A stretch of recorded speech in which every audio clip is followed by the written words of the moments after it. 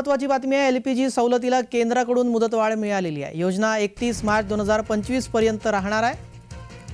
PM Ujjwala योजनेतून सिलेंडरवर 300 रुपयांची सवलत मिळते।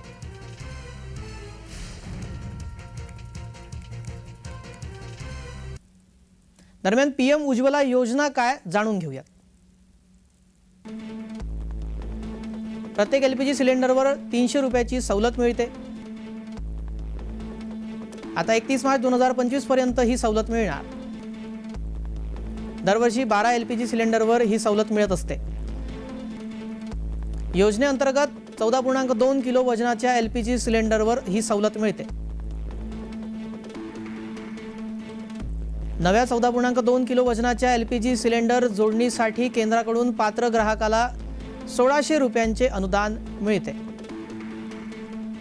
अनुदान व्यवस्था सुद्धा 31 मार्च 2025 पर्यंत कार्यरत राहणार।